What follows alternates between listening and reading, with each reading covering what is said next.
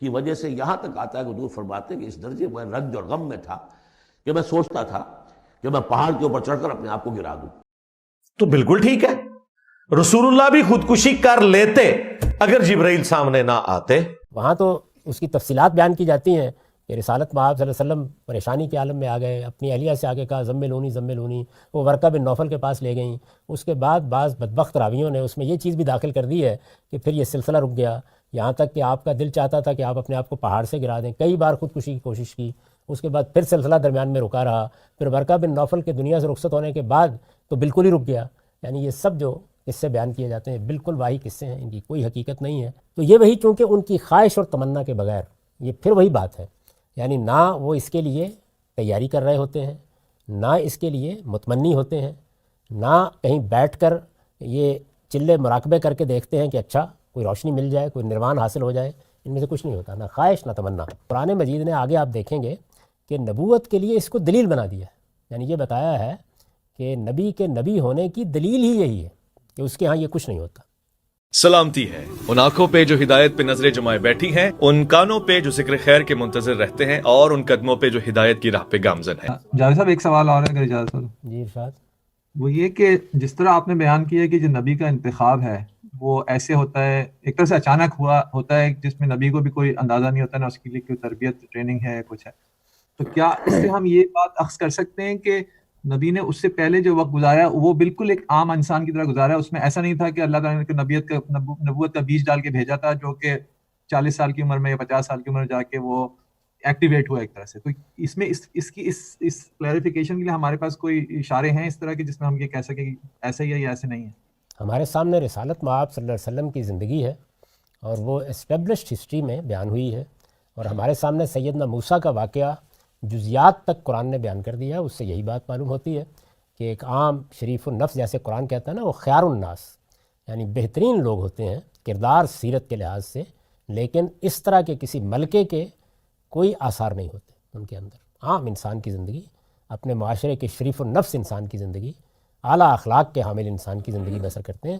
سیدنا موسیٰ کے بارے میں بھی یہی معلوم ہوتا ہے، اور محمد الرسول اللہ صلی اللہ علیہ وسلم کے بارے میں بھی یہی بات ہے.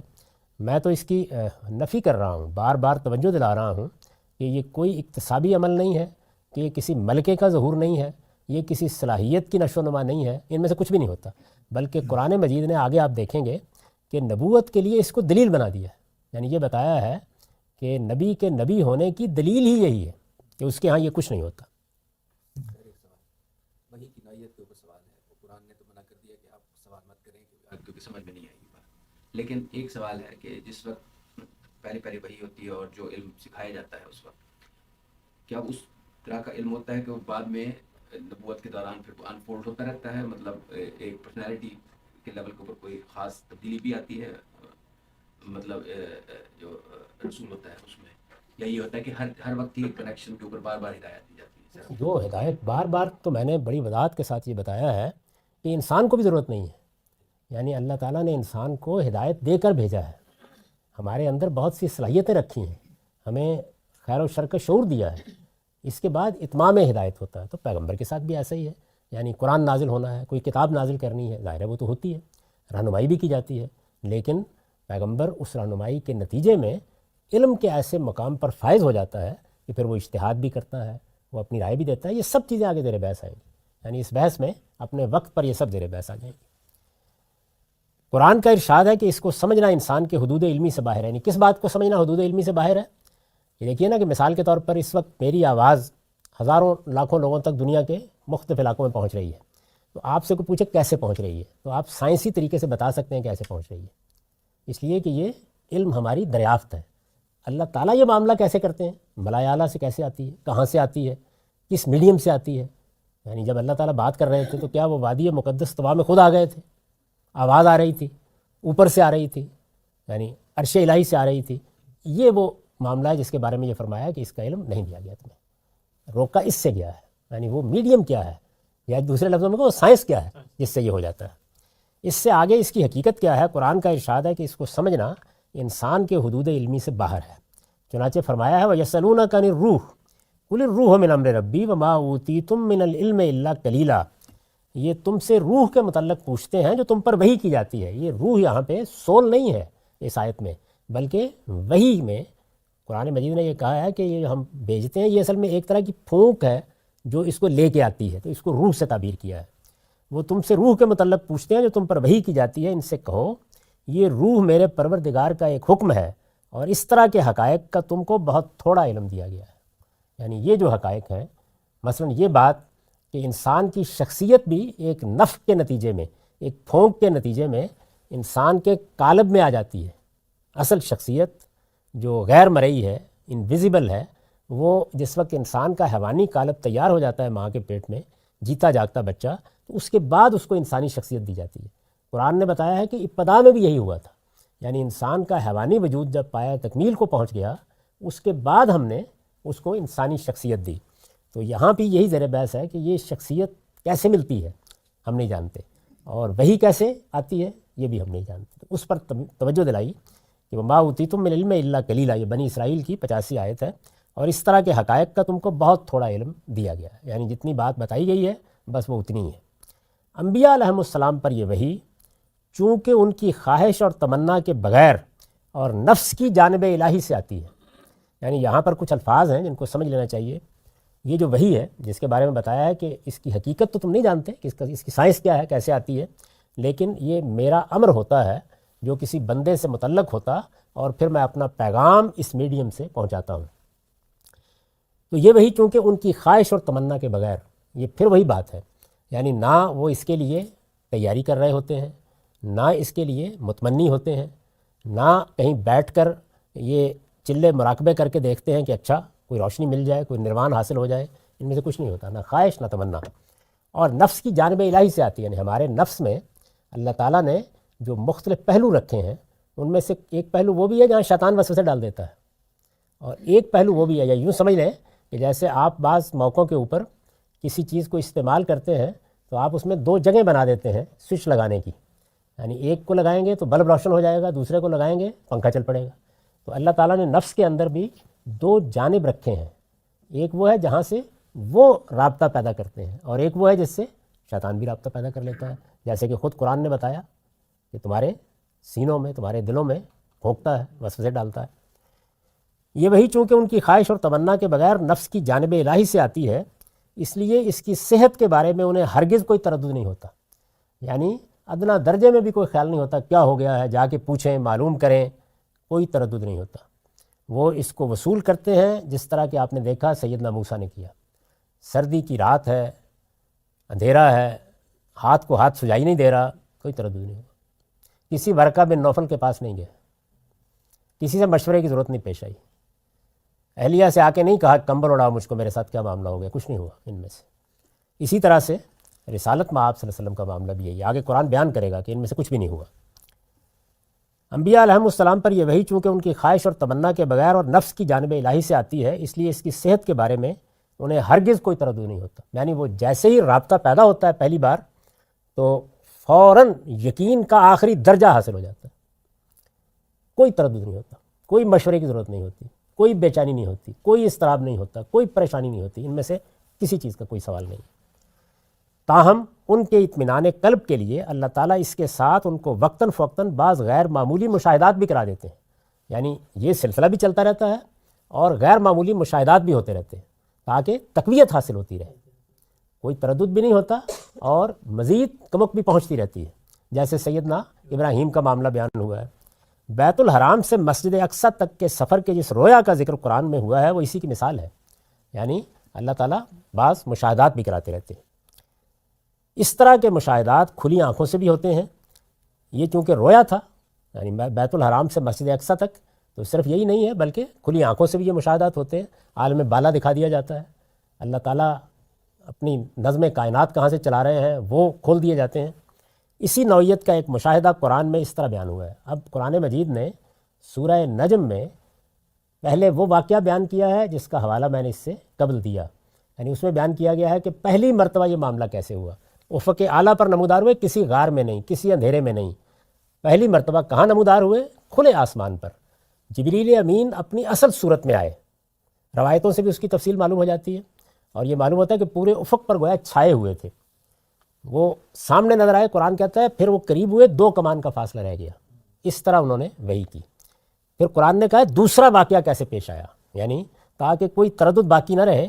اور یہ جو ہمارے ہاں قصے مشہور ہو گئے ہیں اس معاملے میں، یہ واہی قصے لوگوں کے ذہنوں سے نکل جائیں. پیغمبر اس طرح نہیں بنائے جاتے. تو اب دوسرا واقعہ بیان کیا ہے. بیت الحرام سے مسجد اقصی تک کے سفر کے جس رویا کا ذکر قرآن میں ہوا ہے وہ اسی کی مثال ہے، یعنی غیر معمولی مشاہدات کی. اس طرح کے مشاہدات کھلی آنکھوں سے بھی ہوتے ہیں. اسی نوعیت کا ایک مشاہدہ قرآن میں اس طرح بیان ہوا. یہ دوسرا واقعہ ہے. یعنی قرآن مجید نے پہلے یہ بیان کیا کہ پہلی ملاقات کیسے ہوئی، اس کے بعد یہ بتایا دوسری کیسے ہوئی. دوسری کیا ہے؟ وَلَقَدْ رَآهُ نَزْلَةً أُخْرَىٰ عِندَ سِدْرَةِ الْمُنتَهَىٰ عِندَهَا جَنَّةُ الْمَأْوَىٰ إِذْ يَغْشَى السِّدْرَةَ مَا يَغْشَىٰ مَا زَاغَ الْبَصَرُ وَمَا طَغَىٰ لَقَدْ رَأَىٰ مِنْ آيَاتِ رَبِّهِ الْكُبْرَىٰ. یہ اسی سورہ نجم کی 13 سے 18 آیات ہیں. اور اس نے ایک مرتبہ پھر، یعنی پہلی بار کے بعد دوسری مرتبہ اسے سدرۃ المنتہا کے پاس اترتے دیکھا ہے، جس کے پاس ہی جنت الماوا ہے.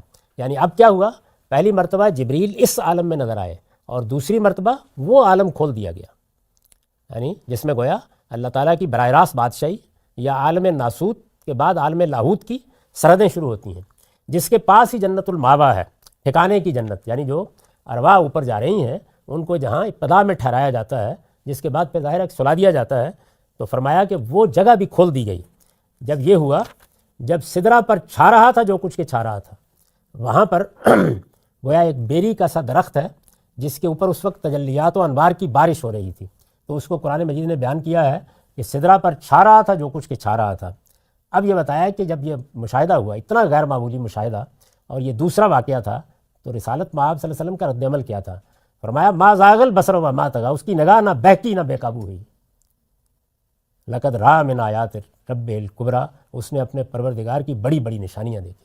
یعنی اس وضوح کے ساتھ، اس طرح کوئی تردد، کوئی تذبذب، کوئی چیز نہیں ہوئی.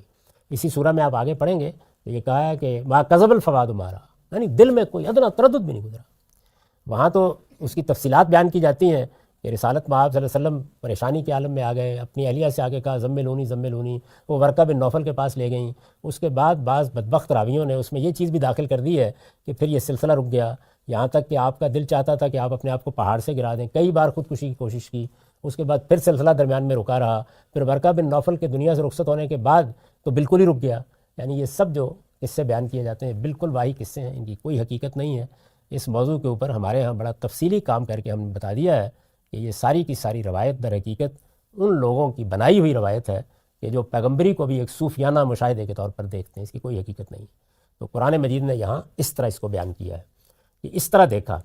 انبیاء علیہم السلام کے ساتھ مخاطبہ الہی کے یہ طریقے قرآن نے ایک ہی جگہ بیان کر دیے ہیں. یعنی یہ اوپر میں نے بتایا کہ یہ 3 طریقے اختیار کیے جاتے ہیں اور وہ سب بیان کر دیے ہیں خود سورہ شورى میں.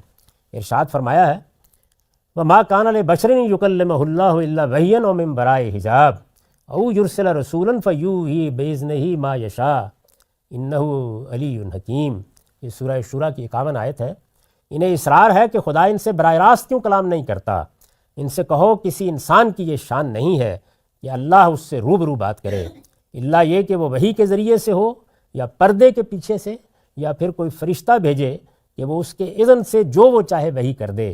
یقیناً وہ بڑا ہی عالی مقام ہے، بڑی حکمت والا ہے. آیت کے الفاظ سے واضح ہے کہ نبی کے دل میں یہ القاء محض فکر و خیال کی صورت میں نہیں ہوتا.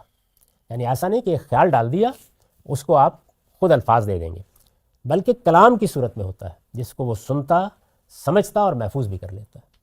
یعنی خواہ یہ کلام وحی کے ذریعے سے آئے یا فرشتہ پہنچائے، پردے کے پیچھے سے آواز آئے، یہ جیسے بات کرتے ہیں ہم اس طریقے سے، کبھی آواز میں اور کبھی الفاظ دل میں ڈال دیے جاتے ہیں، لیکن یہ کلام ہوتا ہے جس کو وہ سنتا، سمجھتا اور محفوظ بھی کر لیتا ہے. اس کے الفاظ و اسالیب، یعنی اب یہ جو کلام ہے اللہ نے کرنا ہے، کرنا کس سے ہے؟ بندے سے کرنا ہے. تو اللہ جب بندے سے کلام کرے گا تو زبان، اسالیب، الفاظ کیا منتخب کرے گا؟ اپنی کوئی زبان نہیں.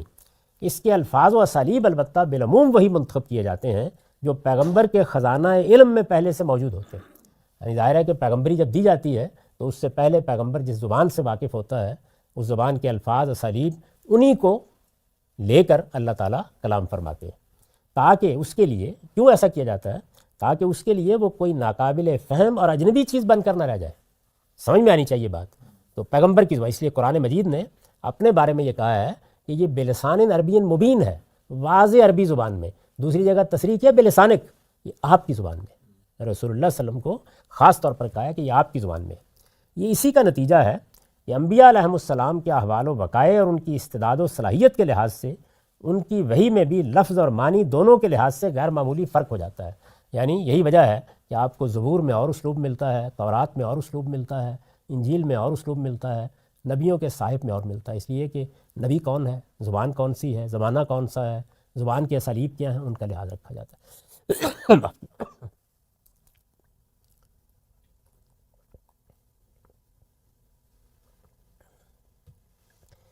یہ بحث تھی کہ اللہ تعالیٰ پیغمبروں کو جو وحی بھیجتے ہیں اور نبوت کے منصب پر فائز کرتے ہیں تو اس کی حقیقت کیا ہوتی ہے، کیا چیز ہے. آپ نے دیکھا کہ میں نے اس میں خاص طور پر جس چیز کی طرف توجہ دلائی ہے وہ یہ ہے کہ یہ کوئی اکتسابی عمل نہیں ہوتا، اس میں کوئی تردد کا سوال نہیں ہوتا. اس کی وجہ کیا ہے؟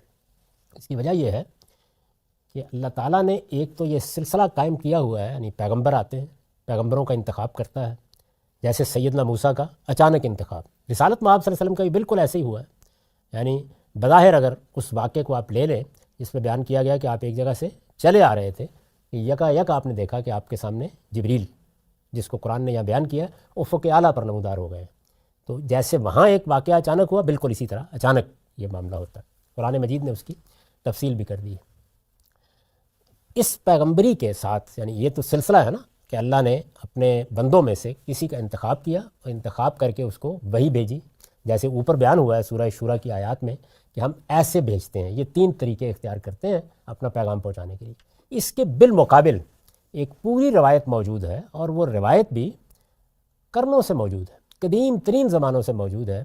اور وہ روایت یہ ہے کہ بعض انسانوں کے اندر جب یہ شدید خواہش پیدا ہوتی ہے کہ وہ ملائے اعلیٰ سے رابطہ پیدا کریں، وہ اللہ تعالیٰ سے پیغام وصول کریں.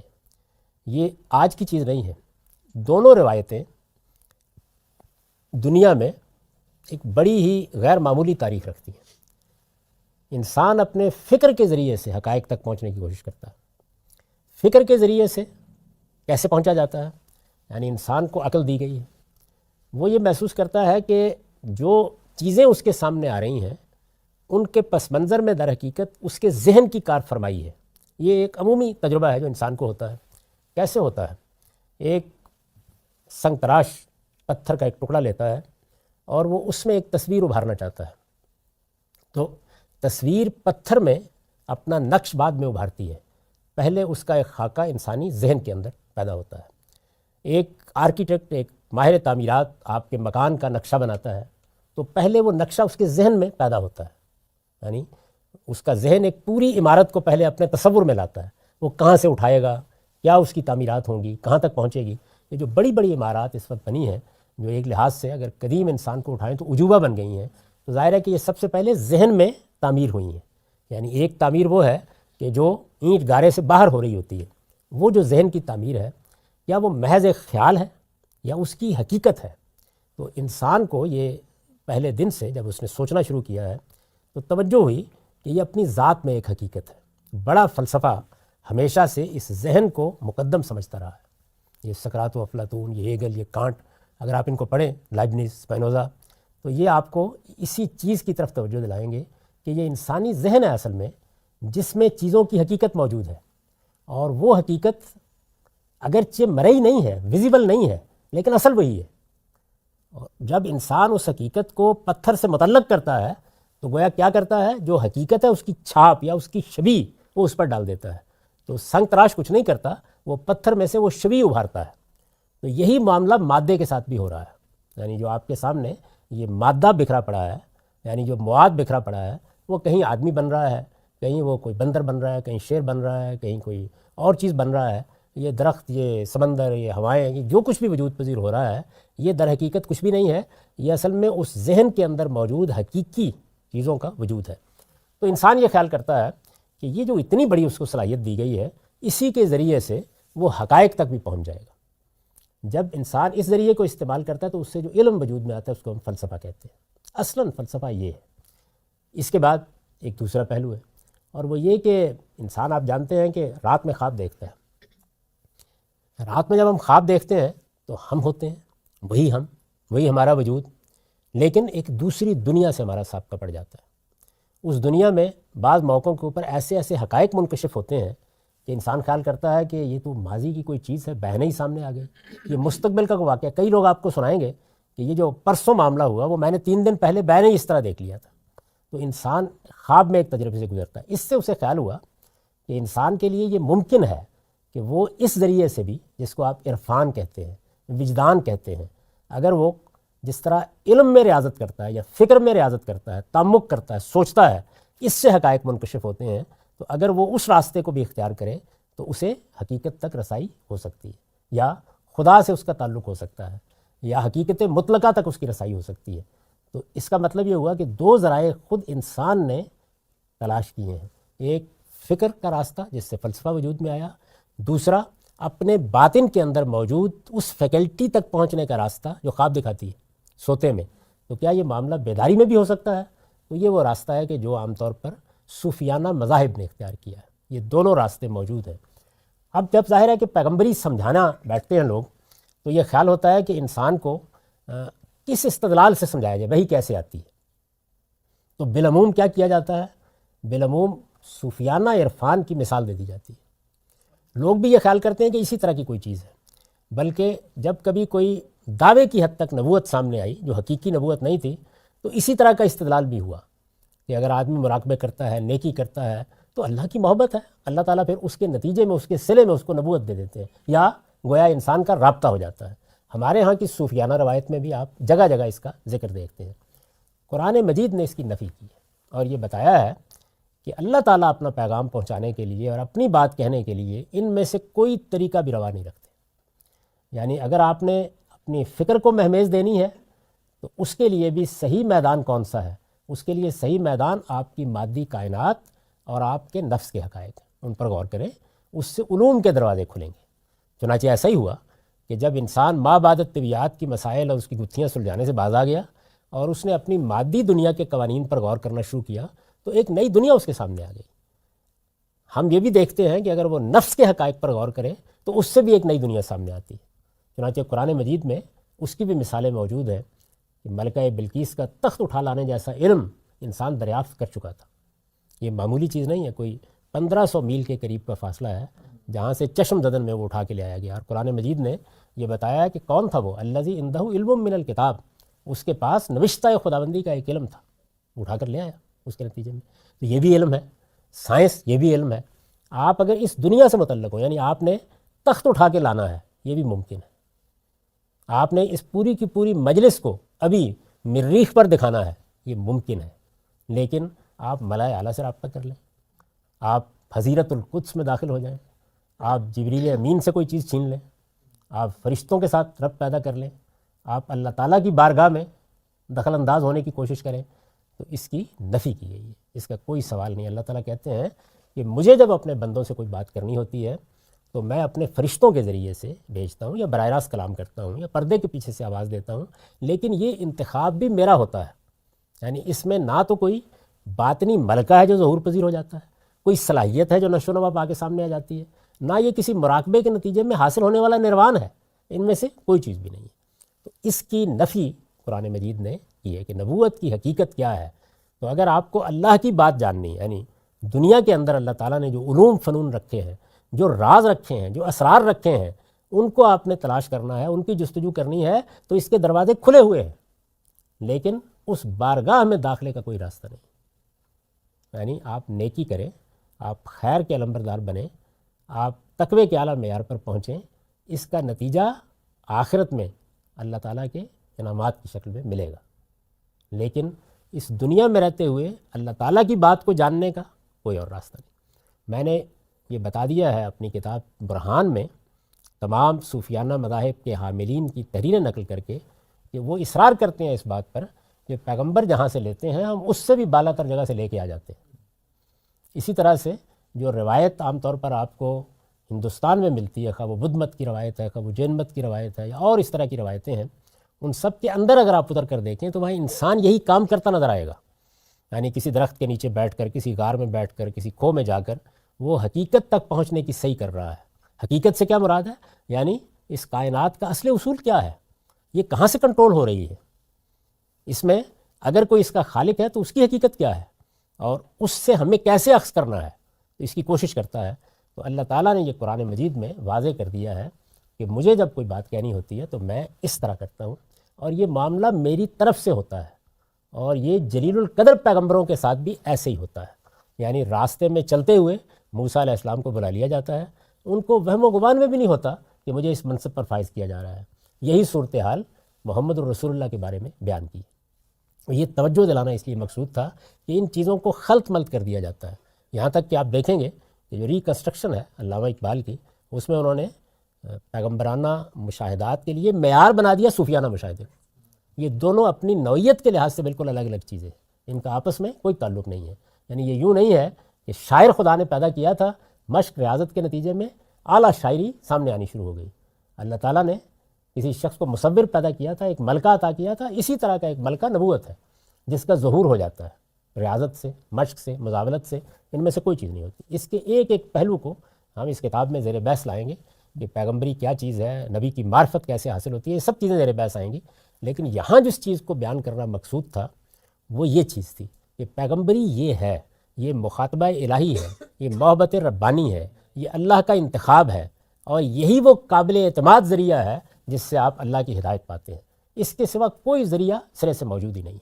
اور یہ جو ذریعہ ہے یہ پھر جتنے آپ دنیا کی علمی تاریخ کا اگر مطالعہ کریں تو انسان کے بارے میں، کائنات کے بارے میں، انسان کے اخلاقی وجود کے بارے میں آپ بالکل حیرت زدہ ہو جاتے ہیں کہ جب قرآن ان سوالوں کا جواب دیتا ہے تو کیسی متعین، کیسی قطعی، کیسی صاف اور کیسی واضح بات کرتا ہے، اور کس طرح ایک ایک چیز کو بالکل حل کر دیتا ہے۔ یعنی انسان جن چیزوں میں گرداں رہا ہے اور اپنی سرگردانی کی حکایت سناتا ہے، اس سے بالکل نکل کر آپ صراط مستقیم پر کھڑے ہو جاتے ہیں۔ تو ان کو الگ الگ کر لیجئے بالکل، یعنی اچھی طرح سمجھ لیجئے کہ ہمیں جو یہ نفسی صلاحیتیں دی گئی ہیں، یہ جو ہمارے باطن کے اندر بعض فیکلٹیز رکھی گئی ہیں، یہ نفس جن قوانین کے ساتھ کام کرتا ہے، ان کو دریافت کرنے میں کوئی معنی نہیں ہے، ضرور کریں، لیکن اس سے آپ اوپر نہیں جائیں گے، اسی دنیا میں رہیں گے۔ اور اس دنیا میں یہ صلاحیت بھی پیدا کی جا سکتی ہے کہ ملکہ بلقیس کا تخت چشم میں اٹھانا ہے۔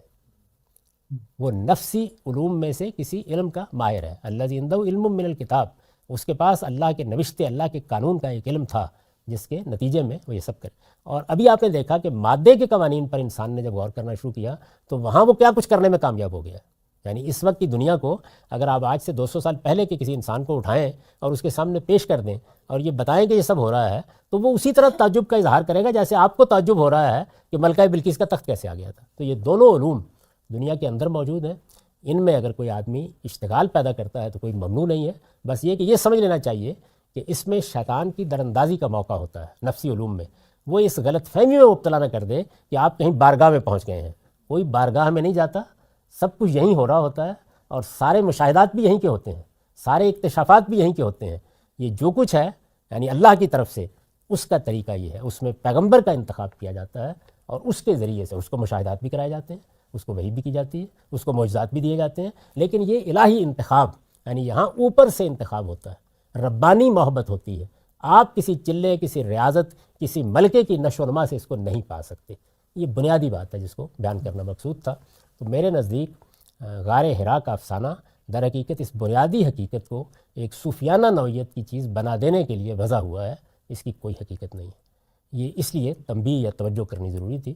روایت کیا ہے، روایت کہاں سے آئی ہے، کن لوگوں نے بیان کی ہے، اس پر ہمارے ہاں بہت تفصیلی کام ہو چکا ہے۔ آپ میں سے جس کو اس کی خواہش ہو وہ اس کو ضرور پڑھ لے۔ یہاں میں اگر اس میں داخل ہوتا ہوں تو بہت سا وقت اس کی نظر ہو جائے گا، تو آپ اس کو دیکھ سکتے اور پڑھ سکتے ہیں، لیکن اچھی طرح اس بات کو نوٹ کر لیجئے کہ رسالت میں آپ صلی اللہ علیہ وسلم کو نہ کوئی تردد لاحق ہوا ہے، نہ آپ کی آنکھ بہکی ہے، نہ آپ نے کوئی اپنی پیغمبری کے بارے میں شبہ ظاہر کیا ہے، نہ کسی ورقہ بن نوفل سے اس کی تصدیق کی ضرورت پڑی ہے۔ قرآن کے الفاظ میں نہ آنکھ جھپکی ہے، نہ بے قابو ہوئی ہے، نہ دل نے کسی چیز کی تردید کی ہے۔ جو کچھ دیکھا ہے، کھلی آنکھوں سے دیکھا ہے، اس کی شہادت دی ہے اور آ کے انسانوں کے سامنے بیان کیا ہے کہ مجھے میرے پروردگار نے اس عظیم منصب کے لیے منتخب کر لیا ہے۔ پیغمبروں کا انتخاب اس طرح ہوتا ہے۔ اس کی شان دیکھنی ہو تو سیدنا موسیٰ کا واقعہ پڑھیے، اس کا کمال دیکھنا ہو تو سورہ نجم میں رسالت مآب صلی اللہ علیہ وسلم کی وحی کی داستان پڑھیے۔ اس میں قرآن نے الفاظ استعمال کیے ہیں یہ کہ یہ پہلا واقعہ ہے اور یہ دوسرا واقعہ ہے، تو اس وجہ سے کوئی گنجائش اس بات کی نہیں ہے کہ اس طرح کے قصے اور کہانیاں اس کے بارے میں مانے جائیں۔ اقول قولی ھذا واستغفر اللہ لی ولکم ولسائر المسلمین۔ یہ سوال ایک جیسا یہ ہے کہ آپ نے جو پچھلے 10-15 منٹ میں بیان کیا، کیا اس سے یہ نتیجہ نکالنا جائز ہوگا کہ جو جن مذاہب کا آپ صوفیانہ مذاہب کہتے ہیں کہ وہ ان دیئر ایسنس وہ مبنی بر حق نہیں ہو سکتے؟ اس کا کوئی امکان ہی نہیں ہے سر سے، اس لیے کہ وہ انسانی نفسی کی فریب دہی کا نتیجہ ہوتے ہیں۔ اور انسان کا معاملہ یہی ہے، یعنی جیسے ہی وہ اس دنیا میں داخل ہوتا ہے، آپ دیکھیں ادھر ذرا باہر کی دنیا میں آ جائیں، جیسے ہی انسان کو بڑے اکتشافات ہوئے ہیں، اس نے تاریخ کو جان لیا، اس نے انسان کی پیدائش کو جان لیا، اس نے اس بڑے انفجار کا وقت معلوم کر لیا جب کہ اس کائنات کی ابتدا ہوئی، تو اس کا نتیجہ کیا ہے؟ وہ یہ خیال کرتا ہے کہ اس نے حقیقت کو آخری درجے میں پا لیا ہے۔ قرآن مجید اسی وجہ سے ان سارے معاملات کے بارے میں بنیادی رہنمائی دیتا ہے تاکہ معلوم ہو کہ بادشاہ کائنات جب بتاتے ہیں کہ میں نے کیا کیا تھا تو کیسے بتاتے ہیں، اور انسان جب سوچتا ہے تو وہ کس طریقے سے سوچتا ہے۔ تو یہی معاملہ جو ہے وہ ہمارے ہاں ان لوگوں کے ساتھ ہوا ہے، اس کو کسی اپنے ہاں یا غیر میں تقسیم مت کیجیے، یعنی آپ ہندوؤں کے ہاں دیکھ لیں، آپ مسیحیوں کو دیکھ لیں، آپ یہودیوں کے ہاں دیکھ لیں، یہ صوفیانہ مذاہب جو ہیں ان کی پوری تاریخ یہی بتاتی ہے کہ وہاں انسان انہی مراحل سے گزرتا ہے، اور وہ بھی ایک دنیا ہے، بہت بڑی دنیا ہے۔ میں نے عرض کیا کہ اگر اس دنیا کا بھی سچا علم انسان حاصل کرے تو ملکہ بلقیس کا تخت اٹھا لا دے سکتا ہے چشم زدن میں، پلک جھپکنے میں۔ اس وقت بھی یہ ساری مجلس جو ہے یہ پلک جھپکنے میں دنیا بھر میں دکھائی جا سکتی ہے۔ تو وہاں پر بھی واقعہ اس طرح ہوا ہے، وہ علم ہے، اس کا اللہ تعالیٰ کی محبت سے تعلق نہیں ہے، یعنی وہ ایک محبت تو ہے نا، یہ سائنسدان بھی جو کچھ کر رہے ہیں وہ اللہ ہی کا دیا ہوا ہے، لیکن وہ ایک دوسری دنیا ہے۔ لیکن جیسا ہم اس کو ایسے کیوں نہیں دیکھ سکتے کہ قرآن میں 2 طریقے بیان کیے گئے ہیں جس طرح سے اللہ تعالیٰ نے انسان سے رابطہ کیا، لیکن اس میں کوئی تیسرے یا چوتھے یا 5ویں طریقے کی نفی تو نہیں ہوتی صرف ان 2 کے کہنے سے؟ یہ ہم نے اس پہلے 2 کے ذکر سے یہ کس طرح ہم نے کنکلوڈ کیا کہ باقی اور طریقہ کوئی نہیں ہو سکتا؟ آپ کی 2 سے کیا مراد ہے؟ 2 سے مراد یہ اللہ تعالیٰ نے حجاب کے پیچھے سے براہ راست بات کی یا کسی وحی کا طریقہ استعمال کیا، وحی میں کسی یہ تو 2 ہے ہی نہیں ہے، یہ تو میڈیم میں 2 نہیں ہے۔ جو اصل بات ہے جس پر میں نے اتنی دراز نفسی کی ہے وہ یہ ہے کہ انتخاب خدا کا ہوتا ہے، اکتساب نہیں، تعلیم نہیں، تربیت نہیں، نشو و نما نہیں، انتخاب خدا کا ہوتا ہے۔ یہ تو بات کا معاملہ ہے کہ اب انتخاب ہوگا تو کیا کرے گا اللہ تعالیٰ۔